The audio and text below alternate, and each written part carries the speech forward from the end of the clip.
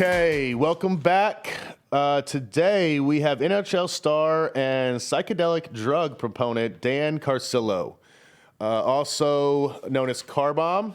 If you do follow hockey, if you don't follow hockey, you won a couple Stanley Cups with the Chicago Blackhawks, and now he's a huge advocate for brain health, traumatic brain injury, and also mushrooms, which should be interesting. I don't know a ton about mushrooms. I have done research on them. I know that there's a lot of thought and research in rewiring your brain and the pathways and all the things. But I do want to learn more, and hopefully you want to learn more about this because it's going to be an information-packed podcast on drugs, which I think there's a lot of maybe some misconception about mushrooms out there, and maybe we can debunk some of those. If you're enjoying the show, go to Apple, leave a rating, comments, tell us who you want, Twitter, Instagram, all those things, and we'll see if we can't make the show better. I don't know how it's doing. I haven't asked because I don't really want to know, maybe. But hopefully everyone's enjoying it. If not, let me know. So let's get Dan on the line and let's go down this little drug rabbit hole and see what we find. Okay, new week. We got Dan Carcillo. Are you in Chicago?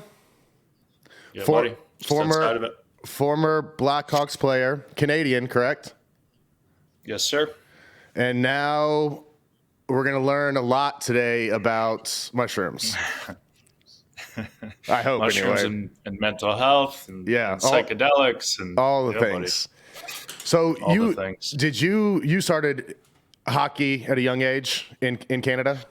Yeah. You come out of the womb, you're usually born with skates on. Once you can walk, you're on skates around, 2.5, 3 years old, and it's the national sport. It's very much like the NFL in America. As hockey is just everybody plays, man. Every community plays, and that's really where the community really rallies around the rink. And then you go. Juniors and all that stuff. You guys are playing year round and at a young age and being shipped off to families, right? Is that how that works? Yeah, man. It's I think it's very different from how you came up. So I moved away from home. I was drafted to what's called the Ontario Hockey League, which is basically like the NCAA for you guys. It's a semi-pro league. And then you move away. You play from 15 to 21, and you end up getting drafted 17, turning 18. So you're in high school when you're drafted into the NHL. Yeah. You get your signing bonus. I graduated high school. I was 19, and I was able to turn pro as long as you're turning 20 at an early birthday. So yeah, man, you get started. Real young. Wow. I obviously want to get into your new company and everything and mental health and brain injury and mushrooms and all that things. Do you remember your first concussion? So what's scary, to be honest, is I don't remember the first 5. Wow. I was just running, man. I never had a concussion before the NHL. We were never educated about what these things were. There was no treatment. We just took like a baseline test that we saw every year. Yep. We know we're a little bit slowed down, so you game it just in case you get hurt, and so you can go back into the lineup so nobody takes your job. Yeah. And then it was really, when I retired that I started to just feel off. Things were not the same. That there were a lot of factors, but I think the biggest is just repetitive head trauma and just the bad mix of the chemicals, if you will, and then just trying to figure that out. What had happened and how can I fix it? Yeah, I remember my first one that I had, and I was a junior in high school. And that was the first concussion I had, and then I'm sure, coming up in football at that point in the NFL, like it was like you said, you took a test, but I would always just bomb it or do pour on it so that if it did happen during the year, like I could pass the test and and still play. I didn't want to do my best, like you said, out the gate. So I would take the tests and score as poorly as possible so that if I did have a concussion. But then, through college, I'm sure I had multiple concussions. Actually, I know I had multiple concussions. And then when the NFL, got in the NFL, and I think I had one my rookie year, and then I had multiple going forward. But back then it was like, the whole, like, are you good? 2 numbers, 3 numbers, like, what do you got here? And then, where are you? What's the score? What was the last play? And then they just send you back out there. Obviously now they've got independent doctors and they're doing the whole thing. But back then it was just, hey, if you're good enough to go. What's crazy is hockey is still like that. Is it? So, yeah, because the lawsuits are still open. So you guys settled your lawsuits, right? Yeah. So the NFL is basically like, okay, it's like smoking, right? There's a link. We can't tell you exactly that plausible link, but there's definitely a link between smoking and getting cancer. Yeah. It's the same thing with CTE, repetitive head trauma. They've never found CTE in somebody that's never had a history of repetitive head trauma. And so we're just learning these things. I say we're just learning these things, but in reality, we've known them for a really long time. And both of these leagues have known them for a really long time. Oh, absolutely. Because when and they don't want TBI endpoints, right? So for me, a concussion advocate, mental health advocate, traumatic brain injury is what I solely focus on. It's an $80 billion industry, and there's no TBI endpoints. The first case of CTE was reported as dementia pugilistica in 1923 by Martland. Are you serious? Yeah, man. So, like, I've dove into the history. I just wanted to know how and why we're here. Yeah. And then number 2, like, why aren't there any endpoints? Why aren't there hundreds of studies happening? And there's 2 very big reasons for that. But then what we've done as athletes and as these 2 leagues have progressed is really put veterans at risk, women of domestic violence. Like, we don't know hardly anything about the downstream sequelae, and there's no treatment. So we have to do a better job. I became very aware of this, and now, like, with my life's mission in the company, we're just trying to address those holes. One of the biggest, I don't know if you've ever tried to go for treatment, but it's so fragmented. So you go to one doctor, but there's usually 10 other doctors in this daisy chain of trying to treat all these symptoms that don't communicate to each other. None of the data is collected in a poignant way. So how are we really going to, push forward understanding and treatment? So we're just trying to bring it all in one house so that a patient goes to one place and has access to all of the people that it takes to treat somebody. Have you guys been to Express recently? Express is all new and all about you with a fresh mix of casual, versatile, and super comfortable styles. They have hyper stretch denim, their stretchiest denim ever. Versatile shirts like the breathable, stretch-infused cotton tees made with moisture-wicking fabric, so no sweat marks. Or grab a tropical printed short-sleeve shirt and stand out this summer. They also have tees, polos, and one-of-a-kind graphics. Your favorite tees just got better. Check out their comfortable chinos, joggers, and comfort waist shorts. Better looking than your sweats, but just as comfy. Elastic drawstring waistband for all-day comfort. These are all machine washable, saves you a trip to the dry cleaners. And don't forget the suits. Breathable, stretch-infused fabric. Available in chambray, linen seersucker, and luxe comfort knit.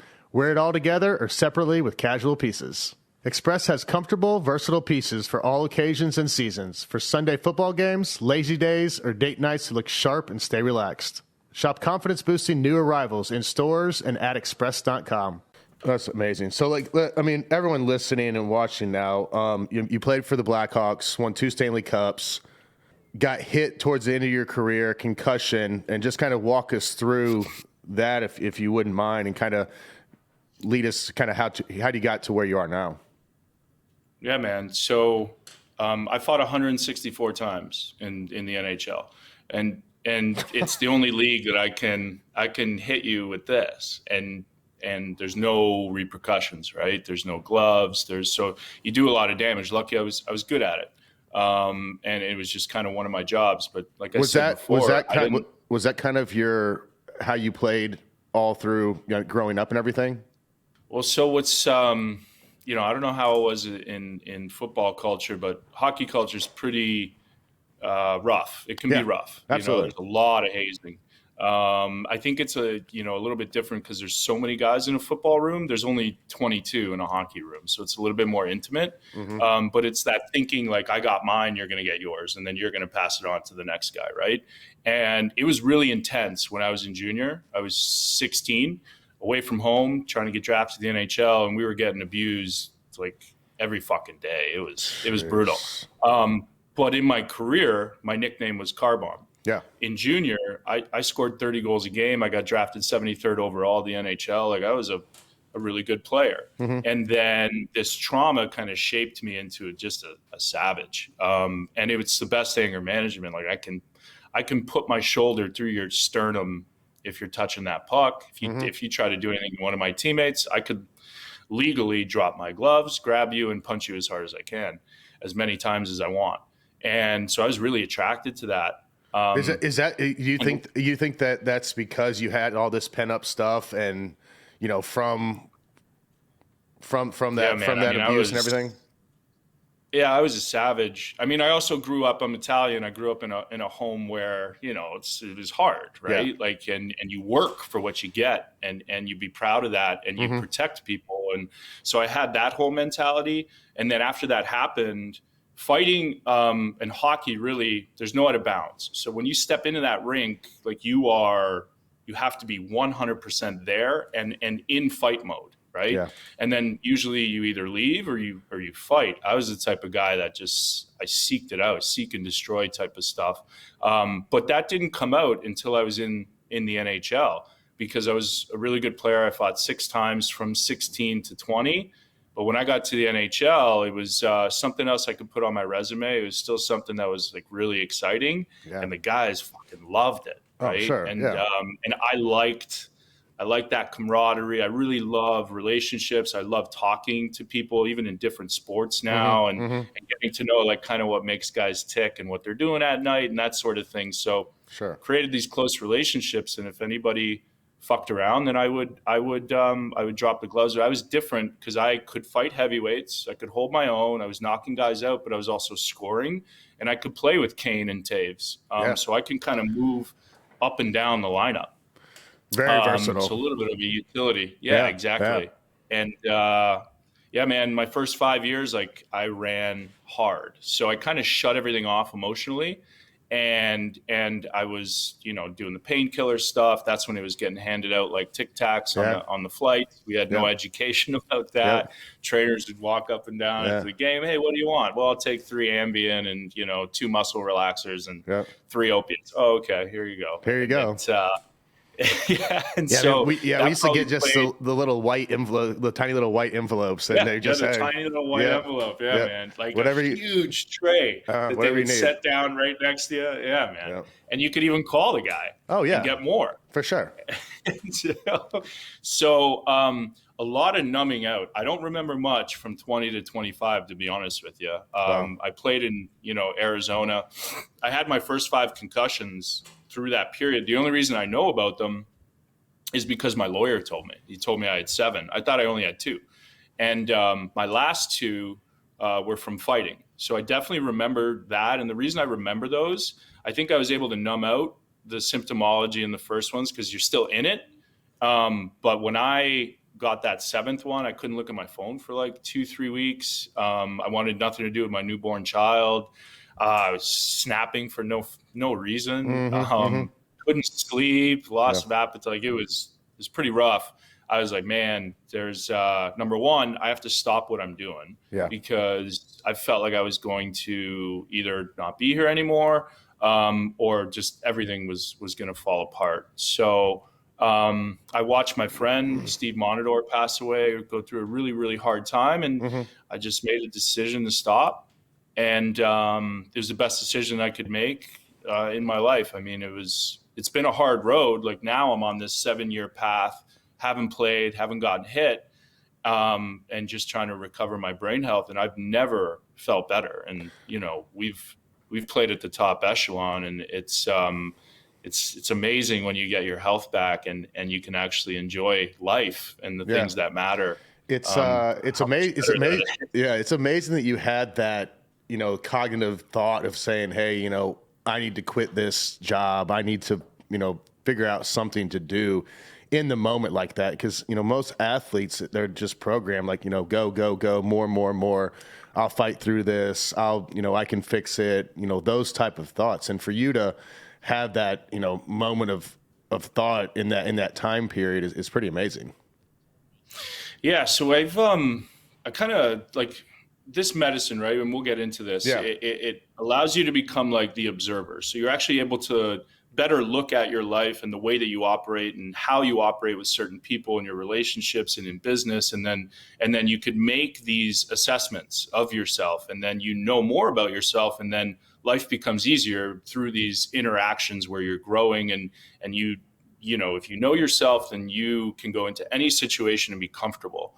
That wasn't the case like when I got out of the league, but luckily I had to ask for help at 25 because the popping opiates like Tic Tacs wasn't working anymore. Yeah. So it works until it doesn't. And then when I did that, it's so funny. It was 2011, and I got introduced to like meditation and breathing techniques and high heat sauna and like all of this stuff that I could implement into my life to help me come down, other than Ambien, opiates, booze after every game.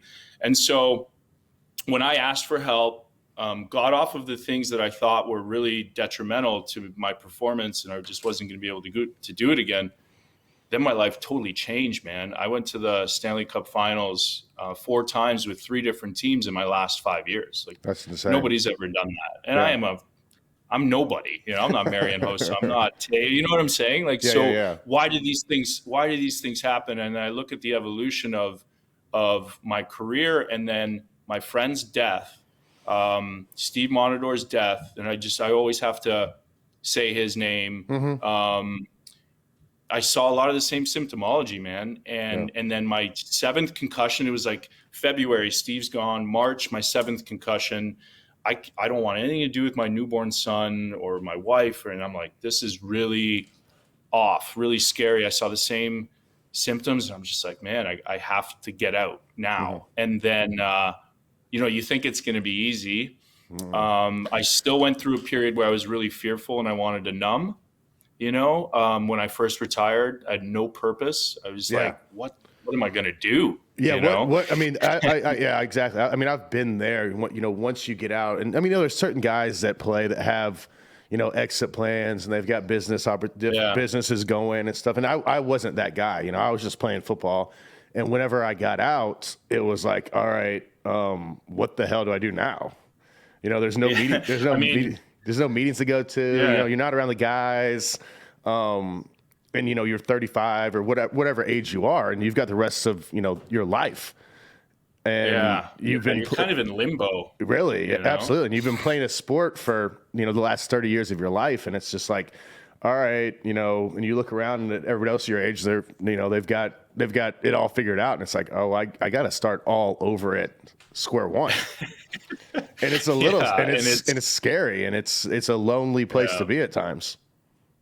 It really is. It really is lonely. Like me and my wife talk about it a lot. My wife talks to other girlfriends' wives, and it's, understanding. I think, there's one thing to advocate for survivors and for treatment and to go get help. But when you come back, there's usually a bit of a wake, right? Like, because we aren't ourselves. I think the number one thing, if there's a caregiver listening that's frustrated right now, we don't want to be this way. That's number one, right? We're confused, we're angry, we're frustrated, we're sad, we're all of these things at once while we're trying to figure out why we're acting this way. And so, I think educating caregivers, because they really hold a key to either pushing somebody further into a hole or helping them, right? And it could be something as simple as just like letting them go through their own process, But I had to learn that with my wife, and then we got to a good cadence, and now, working together to get this education out is really my life's work now. I don't want to see people Yeah. suffer.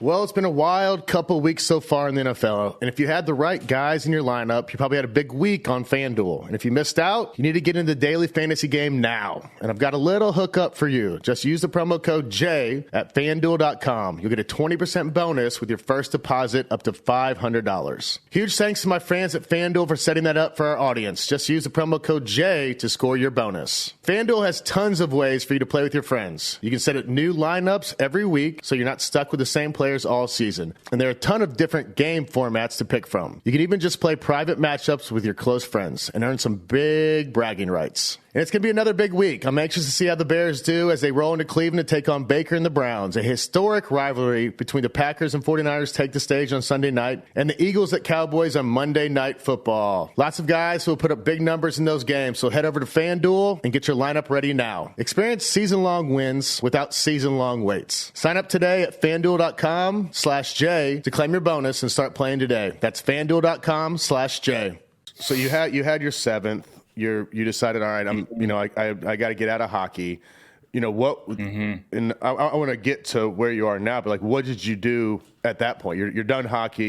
You're pissed off. You're confused. You're angry. You're all these things. I'm sure your wife was like, what is happening here? So what happened then? She's like, who the hell did I just marry? Yeah. Got some buyer's remorse here.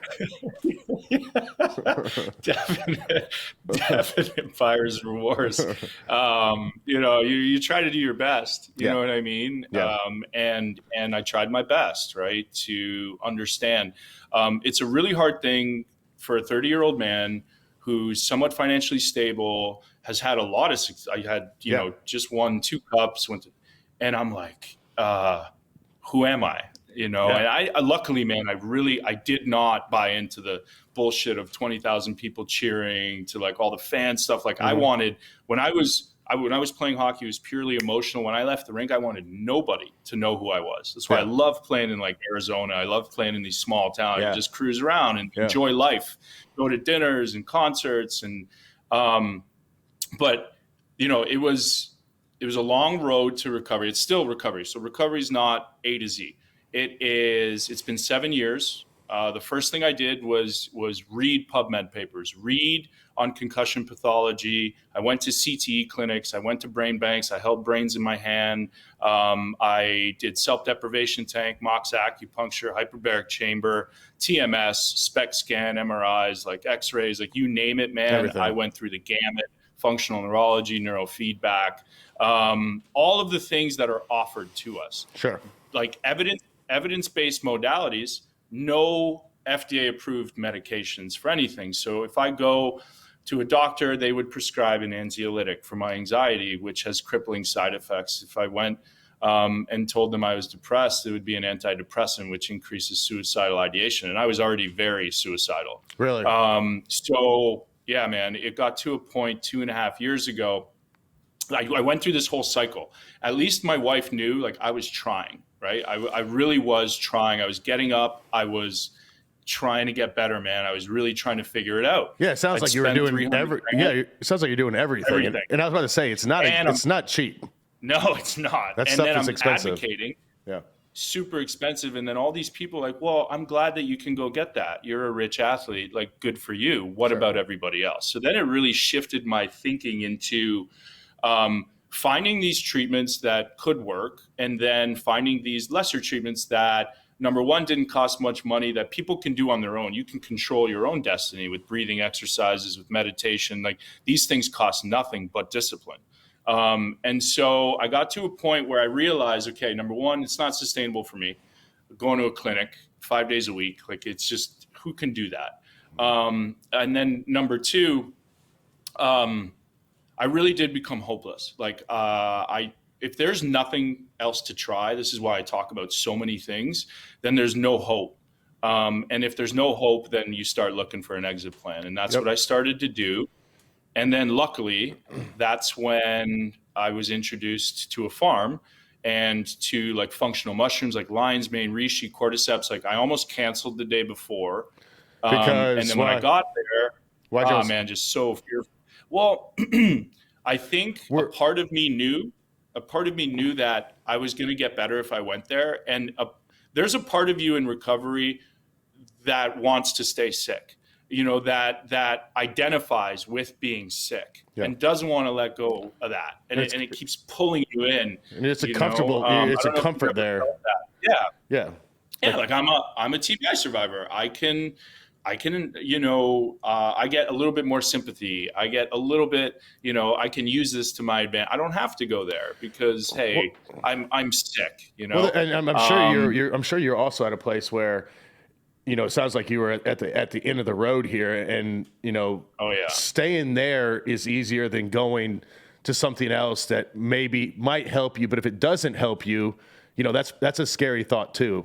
Of trying something new, and if it doesn't work, what's the next step for you? And that's not a fun place to be. Yeah. So, no, man, it's listen, at a certain point, and I think some survivors, anybody who's trying to recover, that's been trying to recover for years, can understand, the space that you get to where I was sitting around, luckily, I had this voice in the back of my head that was always saying, don't worry, you will figure this out. This is why, I truly believe this is why I'm here. Mm-hmm. To go through all of this stuff and then to get to where I am now. But when I was sitting there, I was making poignant plans for about 3 weeks, how I would end my life. I was having these vivid thoughts. How are you going to do it if you don't mind saying? Yeah, so there was a couple different images. I had a truck at the time, and I was driving a lot. I was farming. Mm-hmm. I kept thinking pretty vividly about running that thing 120 miles an hour, just no seatbelt into a tree. And then I have these beams in my house that I don't know why, but that was a pretty strong image of just hanging from there. But then I always had the comeback where it's like, what are you gonna do? You're gonna do that to your kids? You're gonna do that to your wife? Like you have a car, you have a house over, like you have shelter, you have food, everybody's healthy other than you. Yeah. So I always knew these weren't normal thoughts. So that kind of kept propelling me. And like I said, man, I took that invitation. It was it from somebody? Was 5 years in. Was it from somebody you knew? It was a former teammate. Okay. Yeah, it was a former teammate who's like, hey, man, I could see you're struggling. All I was doing was on Twitter, enveloped in this negative energy, attacking the NHL. Yeah. I brought litigation against them. I was living in a pretty bad space, although I thought it was really progressive to go attack mode and highlight what's wrong rather than take the positive road that I'm doing now and actually build it and then show it. All of these things were happening. I had no purpose. The purpose to go to that farm was to learn about CBD and to start farming hemp for CBD. Okay. And really start taking it. But I need to learn, right? I need to go there. I need to know. That's just the type of mind that I am. And then I'll put it in my body. Yeah. Went there. This PhD biochemist is like, hey, man, I've got this medicine for you. I'm like, well, what is it? And he said, well, it's psilocybin, magic mushroom. I'm like, oh yeah, I've taken mushrooms at a kegger. Like I've taken mushrooms at a concert. Let's do it. He's like, no. This is high dose. And this is with us, with a small group of people. And we really think that it's going to help you. It's going to help with the way that you view this world, your perspective, the way that you view yourself, and really bring your brain back online, And I was like, okay. Yeah. And again, that little piece of me, piece of me, so you can call it the ego. A lot of people call it different things. I immediately, when I said yes, I started just shaking my body. Everything just became so tight because it just knew that it was going to loosen something up. Yeah. And I was going to lose something that was actually holding me back. Right. And so I said yes. And I did 5.5 grams. That's a lot. That's a lot. Yeah. That's almost like a whole bar, isn't it? So there's no chocolate. It's weighed out. It is grown responsibly. same inputs, getting the same outputs. So it's a little bit different than a chocolate. Okay. And we activate it. So there's a little chemistry behind what we do. You turn the psilocybin into psilocybin before you actually ingest, so that it's a predictive onset and a very predictive offset. Okay. The problem sometimes with that is, if you're like me, somebody who's never experienced high dose like that, I've done like a gram at a concert. You have to be prepared.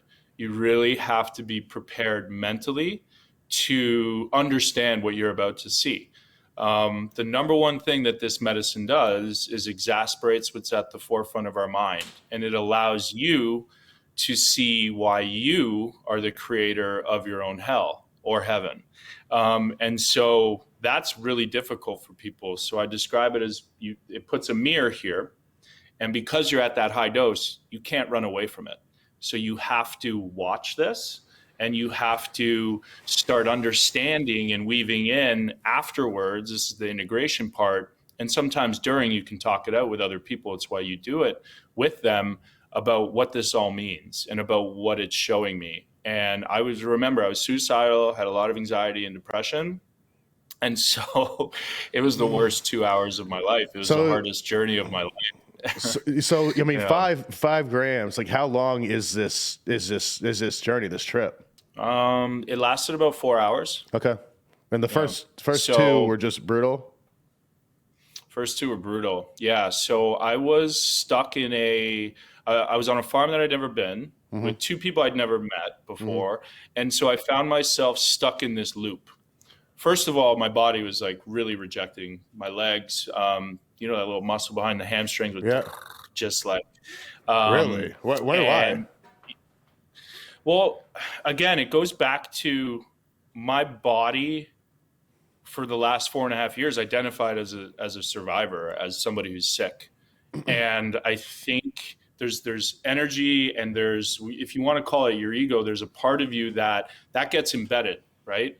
The amazing thing about this medicine is it actually shuts down the default mode network. So that's where all of the embedded life experiences that we have, and that's where we tell ourselves, this is who Daniel is. Daniel played hockey. Daniel received these injuries. Daniel's trying to get better. Daniel's sick.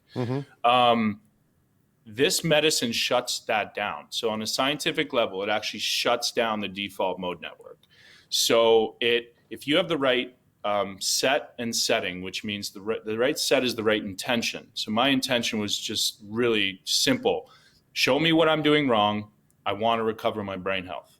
And with the right environment that these people created, 432 hertz music, I mean, just an amazing setting, it can really elevate, and the right dosage to getting exactly what you want. And that's what it started to give me. And I just think that there was resistance about some part of my body. But again, people would describe this as a bad trip. Like, if we really went into this, I could tell you in great detail what was happening to me. But in essence, I was stuck in a loop. And I kept coming back around. I'm like, I've been here before. And then, suffering, like going outside, not understanding what this all is. And this loop, I did it about 6, 7, 8 times. There was a friend there, and whenever you'd put his hand on me, it felt, I'm not religious. I believe in a higher power. Yeah. It felt like the hand of God. It felt like this person helping guide me through this tough experience, but also letting me go and see in this loop and come back around that, hey buddy, it's all within you. Yeah. It is all within the way that you think and feel, and you have the power to either make yourself suffer, you're trapped in this hell right now, or you can come over here and you can feel really good, and you can surrender and stop fighting everything and everyone. And I just hadn't stopped yet. I was still fighting, and without hitting people, fighting myself, being extremely negative.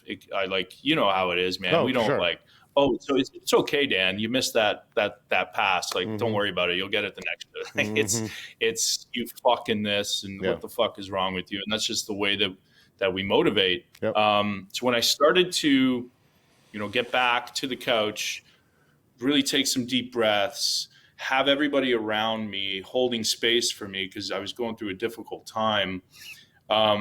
Then I looked over at my friend, and he looked like he used to have this long hair and always wet. He looked like Jesus, and he was lying on the couch, and I'll never forget this. He looked at me, he said, "This is why we wanted you to come. This is why, like, you need to be a part of this. You need to be a part of feeling this recovery and then talking about it."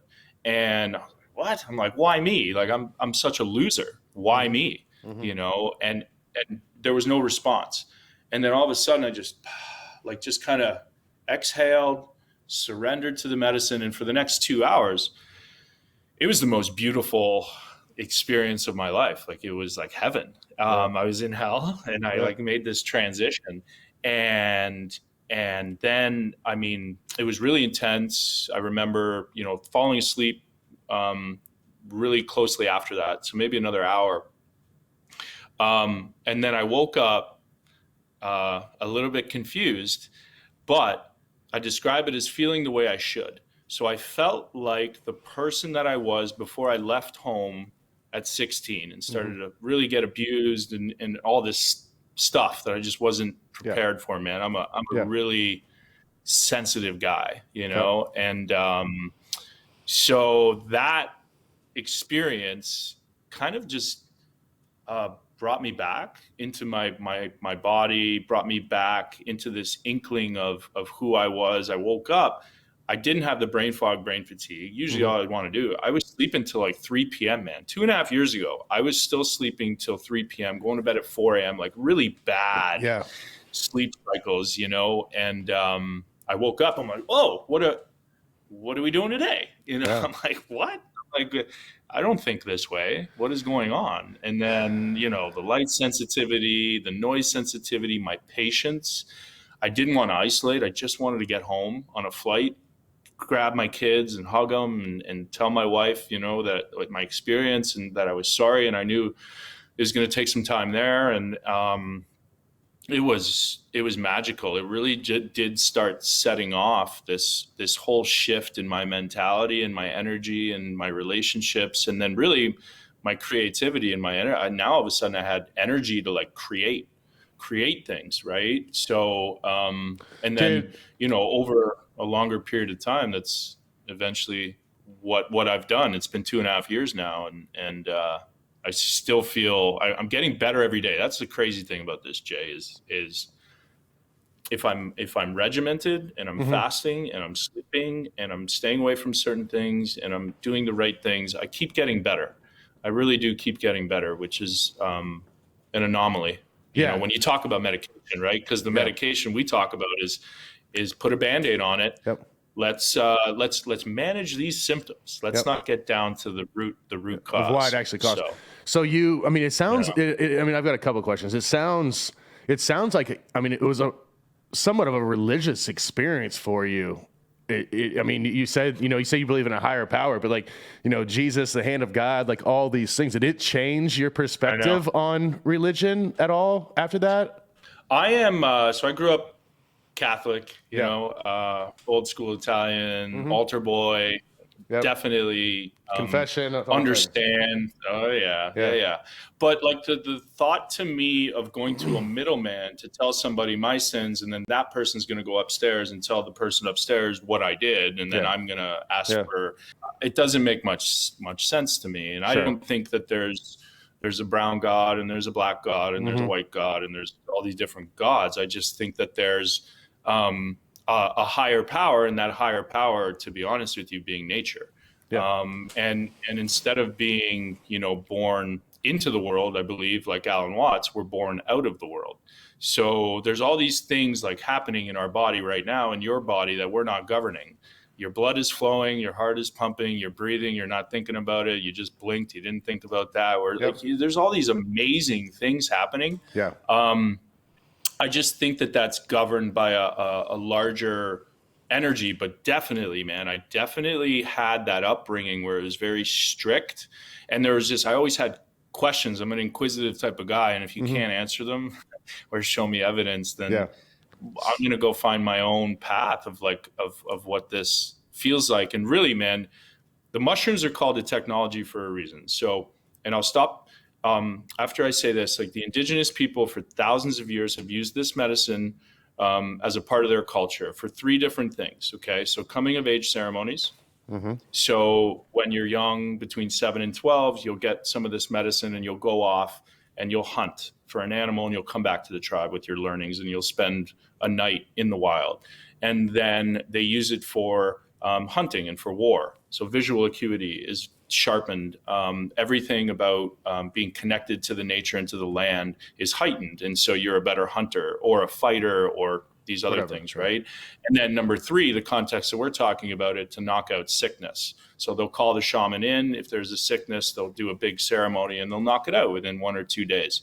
So from that context, that's now how like we will medicalize this and how we'll start to look at using these medicines. Right now we're starting with, depression, anxiety, but there are so many ways to optimize human performance. Like, let's park that discussion and start understanding how we can use this as like a prophylactic, or over here for, say, an NFL player that knows they're going in to get damage. Can we use these medicines as protection? I know from just experience and from the studies that we're about to embark on that this is most definitely a possibility. So kind of working across that whole daisy chain, you have young kids, I have young kids. Yeah. It's like, okay, so we're all declining cognitively. This medicine allows you to go the other way. Well, when do you start giving it to a child? What is the right dose? What is that safe dose?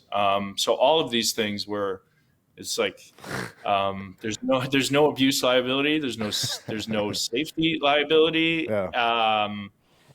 It's just a remarkable medicine that can be used across somebody's lifetime. So you get home after this experience, and you tell your wife, hey, whatever you tell her. And then what were the next steps? Understanding. So for, I would say, about 2 weeks, 3 weeks, you're still getting imagery. You're still getting some sort of understanding. And I'm still communicating with my friend about what is coming up, right? And he's basically, I wouldn't call him a life coach, but he's basically somebody that can put you on a path of recovery, really. And so I went on a very specific regimen. I know nothing gets fixed in 5 hours. Yes, I've shifted my perspective of the world. I dove into the literature on what psychedelics did or do. Have you seen the 2 pictures of the brains, the placebo and the non-placebo? If you haven't, I'll text it to you after this. Text it to me. Yeah. It's basically right and left brain hemispheres being connected again, or communicating that never really were communicating. So when that default mode network that I told you is shut down, if you have the right messaging, you can create these new neural pathways. Yeah. You can stimulate brain regions shut down due to trauma, like in our case, right? Yep. You can get these, it's called neuroplasticity. You can get the brain to think differently and shift what parts it uses and still feel really high operating. And so from that sense, like this medicine that we are, we're going through FDA, Health Canada trials, really just to prove it out. Because once I saw the science, I really did realize like this could be the first approved treatment with little to no side effects, no crippling side effects like the anxiolytics or antidepressants for traumatic brain injury survivors. It stimulates brain regions shut down due to trauma. It creates this neuroplacid effect in the brain. It can shift your perspective of your injury. So the DOD did a study in 2012. The number one predictor of somebody getting better from a traumatic brain injury, what do you think it was? What? Your perspective on your recovery. Really? So like, this is why, so it's so hard to get medicines approved because they call this the placebo effect. Yeah. Just getting up and doing something makes people feel really good. And sometimes this medicine, you can't distinguish between the two. I got you. Yeah, I So mean, again, I've read books on placebo, and it's yeah, fascinating the effect that it can have on your brain and you as a person. Like, I mean, they're giving, people in surgery, giving them painkillers and then giving somebody a placebo, and the people that get the placebo, I mean, they're literally like not in pain. It's like you just got out of surgery. How are you not? How are you not feeling this? But the brain is an yeah. unbelievably powerful thing. It is. It is. And like when we think of that context, I always go back to, okay, so how do we get better? How do we protect? Like, how do I get my buddies who are still in the league in the NHL to do things that will help lessen the impact? And some of these things that you can do, like from a cognitive standpoint, is like just increased processing speed, peripheral vision for hockey players, really important, hand-eye coordination, reaction time. So you can actually train the brain just the same way that you train the body. Yeah.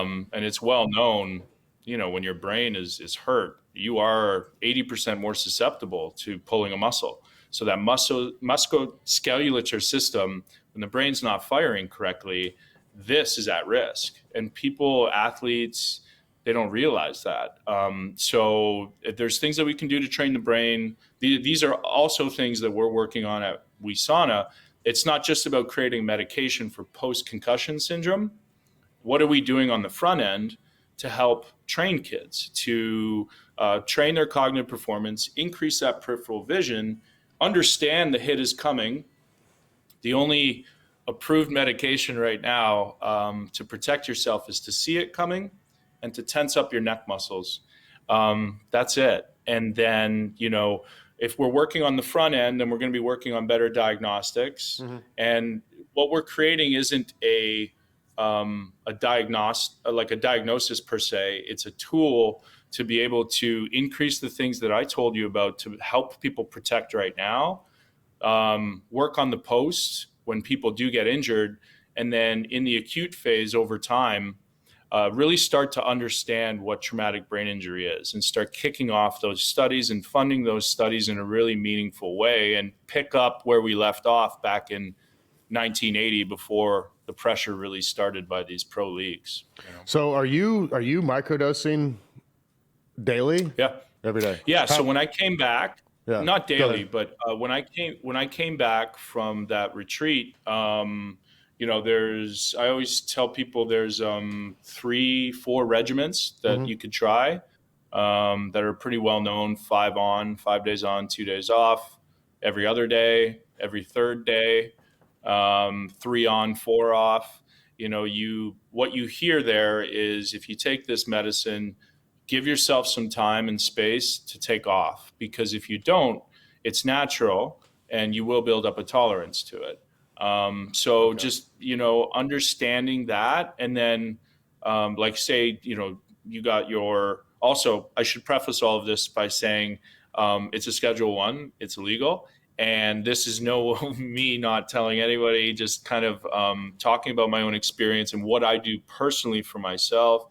So it's not advocating for anybody to go out and get this on the black market. But that being said, for me, those regimens that I toyed around with really work, and I found one that works, and that's been working for over 2.5 years. And really, that's why I founded Wesana, because I had this innovation. I had this large dose therapy that helped bring my brain back online. I had this small dose therapy that helped maintain the work that I kicked off with the big dose. And again, nothing gets fixed in 5 hours. So I just understood anti-inflammatory, antioxidant, stimulate regions of the brain, and just good sleep, and and good food. That's my life right now. Have you done another big dose? Have you done another big dose? Yeah, for sure, man. Yeah. So there was a pretty regimented, every 3 months for the first year. So I did, 4 ceremonies coupled with that microdose, weeks off after the very specific regimen. I can't say everything because that's what's patented right now. And sure. so I just protected that innovation. And then in talking to a lot of people, I was thinking of it in such a small context, right? Like NHL, or athletes. And everybody was like, well, okay, veterans and women of domestic violence. For every one NFL concussion, there's 7,000. So helping the older age community, car accidents, like helping them. So I put it into patents, and then I created a business and put, just like a team, I'm like a GM now, right? Yeah. I'm the CEO of a life sciences company, but what I did was I put people in positions that they're some of the best drug developers on earth right now. They come from GSK, they come from Pfizer.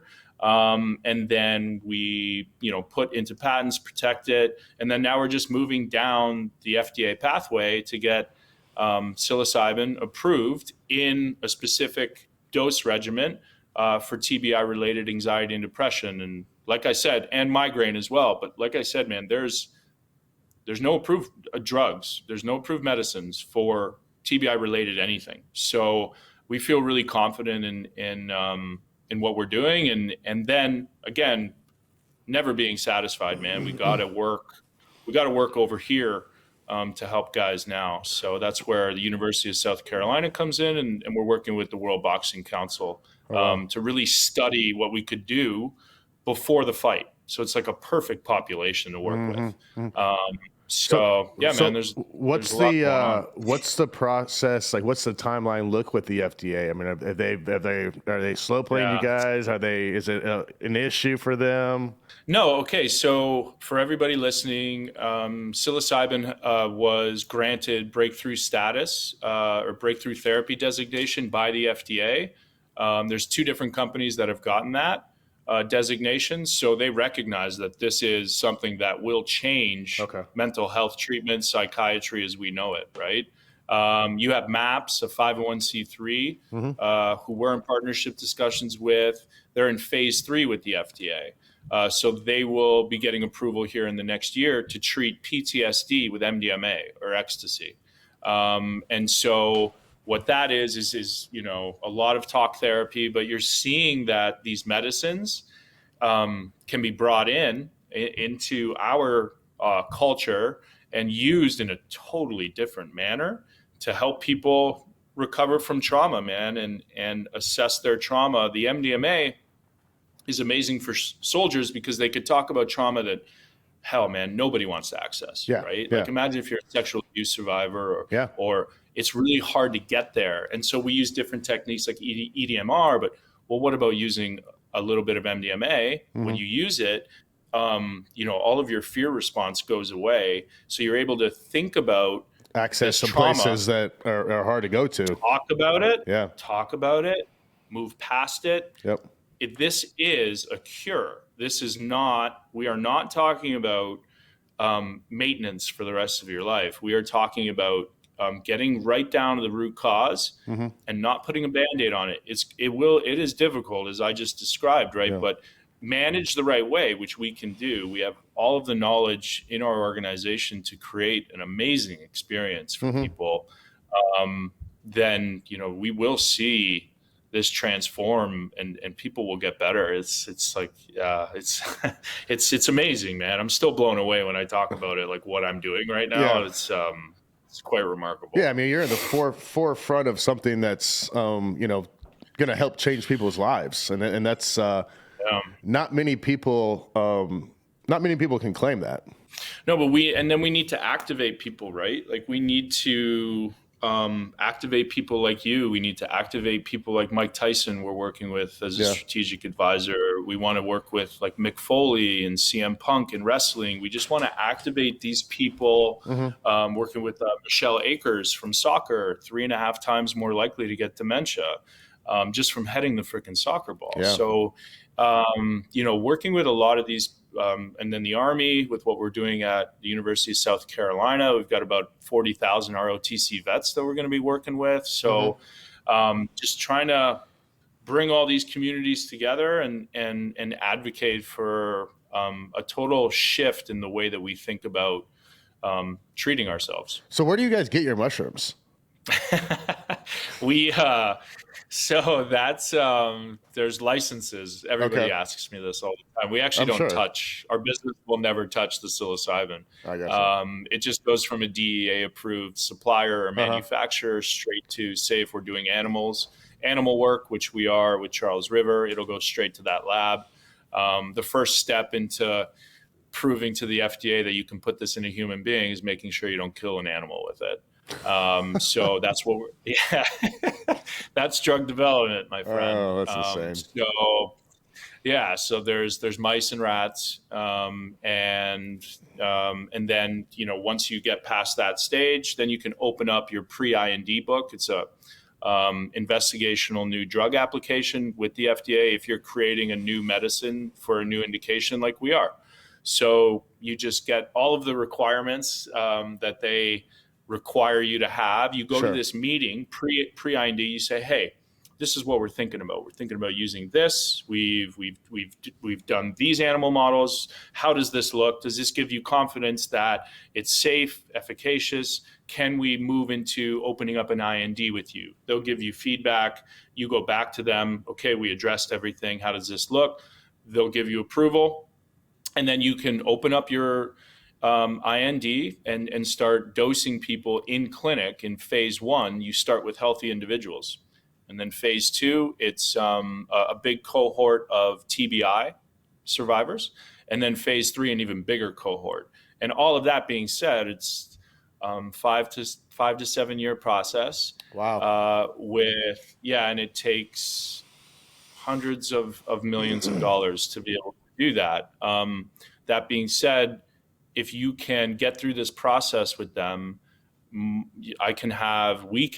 this community can have an approved medication with little to no side effects for the first time ever. Like, there's just nothing that exists for us that's actually approved, right? There are evidence-based stuff that we can do. Yeah. So that's the most exciting part about this. But it's not, as you know, it's not easy waking up doing something new every day, but when it's like this, and it's going to help so many people, even just me and you talking about it, like, you're going to help. There's going to be so many people that listen to this podcast, man, that Hopefully. like will start researching this. You'll start turning them on.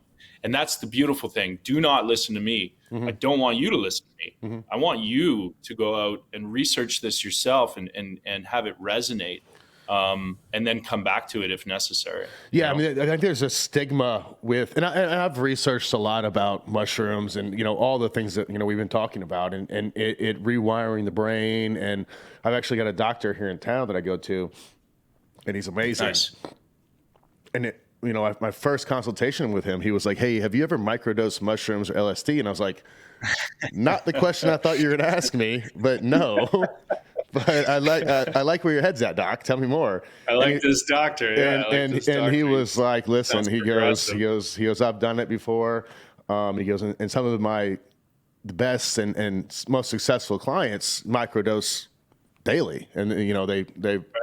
He goes, and I'd researched and I had gotten information on it, but just having him say that, and so like I was saying, I think there's a stigma with mushrooms that it's trip, you're gonna have this bad experience, and it's like we've been talking, it's a whole different world out there involving that drug and using it the right way, and waking up some parts of the brain that haven't been woken in a long time.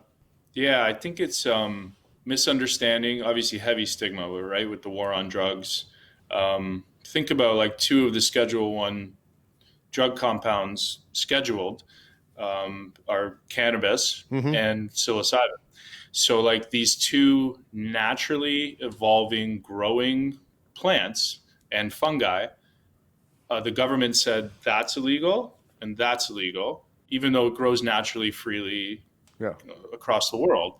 And they did that for a numerous amount of reasons. But now, in order to free them and in order to destigmatize, this is a natural progression for me, right? Like, I started in Decriminalized Nature. I testified for the DC Board of Elections. I brought the Decriminalized Nature resolution to Chicago. What that is basically in Denver, like, you can walk around with psilocybin, as long as you're not selling it, and you can walk around and you won't get prosecuted. Same thing in Washington, D.C. now, right? Same thing in Oregon. You can do anything you want in Oregon now. I know, right? And it's, I think it's just like, just a lack of understanding, that stigma. And the more that people hear us talk about it, and the fact that, you really do need a lot of understanding to prepare, and then to integrate what you saw. Like some of the stuff that comes up, you really need to talk it out. The reason I need to prepare is because if I know Jay likes to farm and likes goats or horses, or I could actually prepare a room to hit not only your auditory senses that would make you happy, but also your nose and smell and your eyes. So there's so many things that I can do to ensure that you're going to have a really good experience. Because if I know something makes you happy, when I see, for example, not a lot of other CEOs in this space take the medicine the way I do. They haven't sat with people the way I have. When I see a face coming off during a ceremony, because this happens, right? It's all energy. When you see that, you get this like kind of blank stare. People look at you like, hey man, like, am I okay? And you can just see it without them saying anything. And you're, hey, you're good, buddy. Like, I'm here. Just go with it, right? And when you see these certain things, like if I ever saw that in you, what I could do is, I know these things that make you feel good. So if I view that this has gone on long enough, I could start bringing you back. Maybe I'll whiff a little, hay, or some of the things that you like on your farm, Sure. and start making you more comfortable and bring you back down, right? So it's a very poignanted type of technology, like when you take it, and but it is by far, I think, the most remarkable medicine out there. And I just think that when people start understanding like how we are going to use this and how we're going to prepare people, I think they're really the people that want to get to the end of it, that don't just want to drool less as they have dementia, or aren't just okay with, I guess, the status quo of how things are, that things could get really good and your life could completely transform. But there's work to be done. Those type of people are going to qualify for these types of medicines, and it will hugely impact their lives. So how much do you take a day when you're micro? So very small, man. I'm like on the lowest efficacious dose. So like 1/10 of a gram, sometimes even less. Oh, wow. So Yeah. like very, very, small. very small. It's subperceptual, right? So there's the hallucinating, and then there's the microdosing, which over time, the microdosing does give you those subtle changes. You just have to be more aware of them. What happens with the loading dose is it actually makes the microdose a little bit more efficacious. And I think that you can build off of what you saw in those ceremonies and continue to implement them. Think of it like anxiety is like a loop, a negative loop. Well, the new things that we just learned, the neurons, you have to use it or you lose it. So I think that the microdose, the new lessons that we could implement into a ceremony for you or for a friend, will help you stay in those good habits and those good ruts for longer. And then the longer it happens, then boom, it's there, it's solidified, and it's a habit, and you know how easy habits are to keep doing. So I mean, you guys are doing FDA, doing all the things. I mean, I don't know the price of mushrooms. So is this going to be something that is going to be affordable, or is this,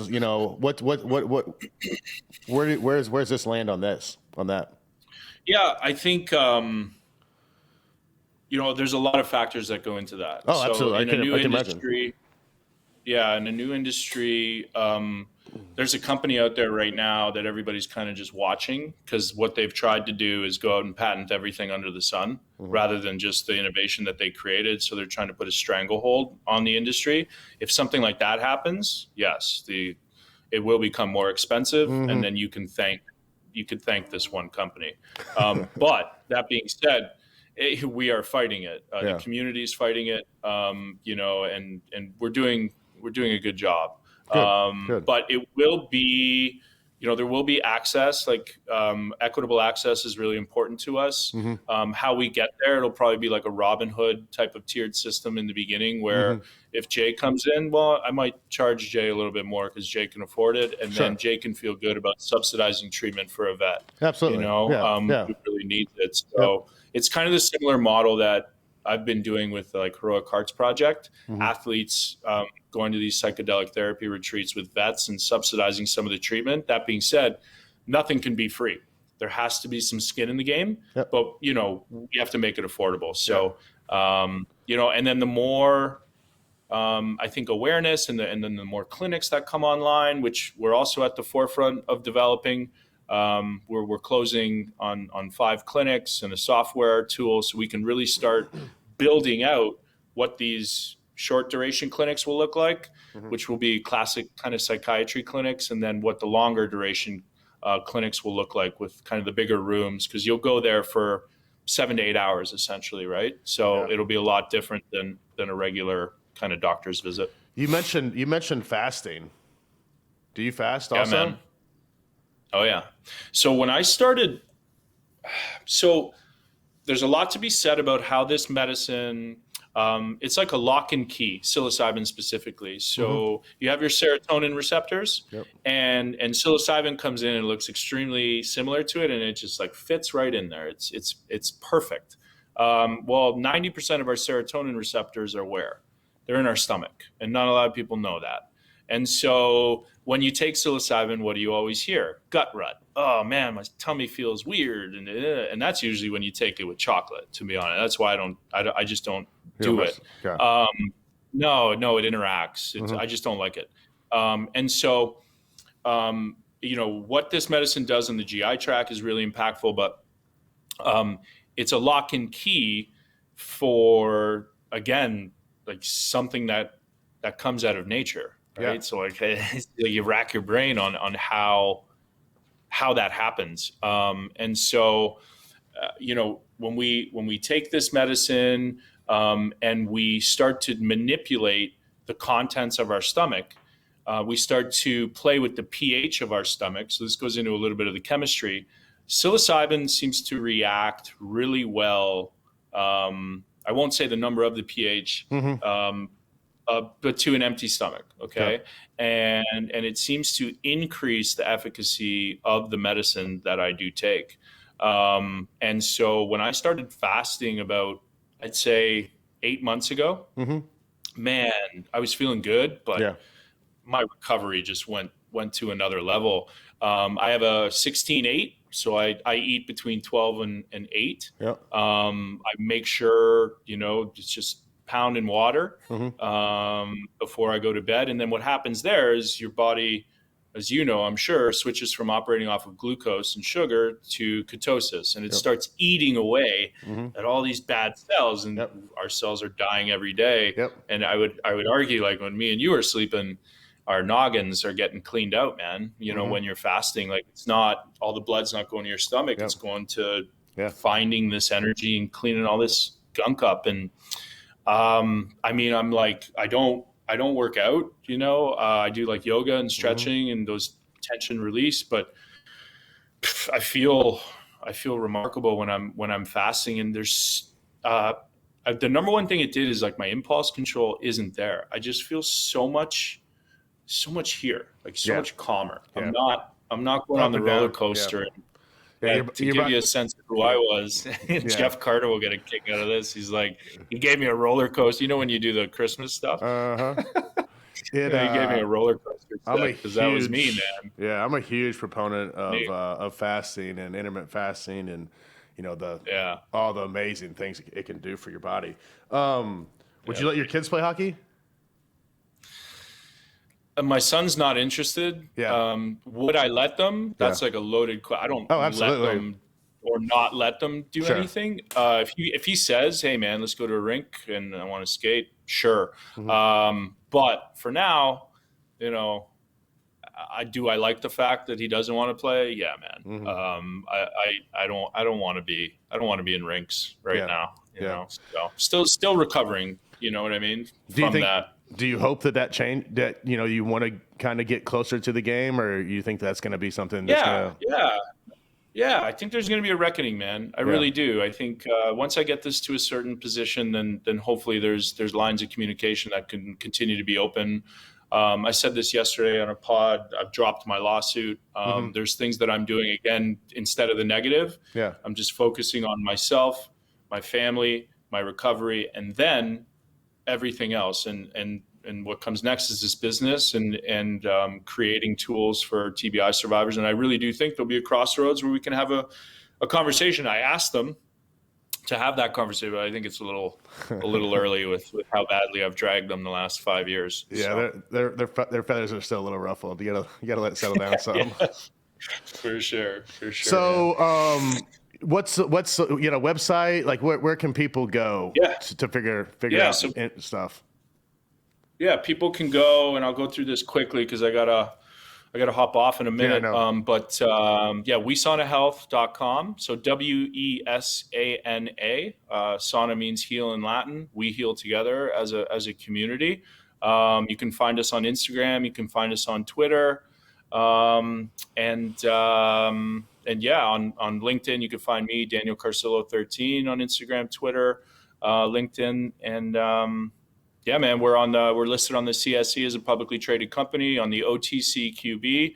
We'll be on one of the big exchanges here before the end of the year, so people can follow our progress a number of different ways, man. And let me just say thank you, to you for bringing me on. I know we were trying to have this conversation, but and we'll have some more, I'm sure, after this. Absolutely. Yeah, I know you gotta run, but I appreciate you taking the time.